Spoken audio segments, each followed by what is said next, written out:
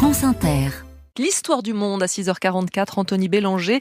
Des marbres du Parthénon détenus par la Grande-Bretagne pourraient revenir à Athènes. Oui, hier, le quotidien londonien Le Télégraphe expliquait que George Osborne, le président du musée londonien, et les autorités grecques étaient parvenus à un préaccord et que les deux parties envisageaient un retour dans les semaines à venir. Un scoop relayé par le Guardian qui a obtenu du British Museum la confirmation officielle, il y avait des rumeurs depuis plusieurs semaines, mais la confirmation officielle que des conversations sérieuses, je cite, même constructives, se tenaient depuis un an.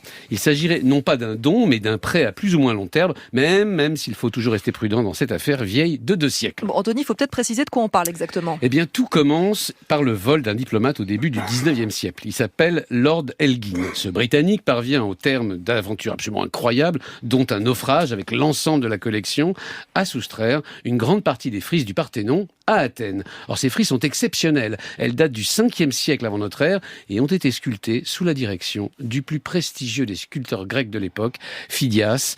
Ce rapt est en fait à tout faux, et ce depuis le début, parce que Lord Elgin jure, par exemple, avoir reçu l'autorisation des Ottomans, qui occupaient à l'époque la Grèce, pour encore quelques années. Sauf qu'on n'a jamais retrouvé le firman, c'est-à-dire l'ordre de la Sublime Porte, l'ordre ottoman. Par ailleurs, on sait aujourd'hui que les Britanniques, on est en 1812, ont exempté le droit de douane, ce qui était décrit comme un bric-à-brac antique de marbre divers. Donc le gouvernement britannique était complice d'un vol. Alors les autorités britanniques ont toujours nié. Elles expliquent depuis 2 siècles avoir acheté ces fameux marbres à Lord Elgin, ruinés, et les ont versés en 1832 dans les collections du British Museum, sauf qu'en septembre dernier, un historien a retrouvé des instructions, des ordres signés par le ministre des Affaires étrangères de l'époque, il s'appelait le vicomte Castlereagh, exigeant que les 83 caisses de Lord Elgin passent la douane sans taxe.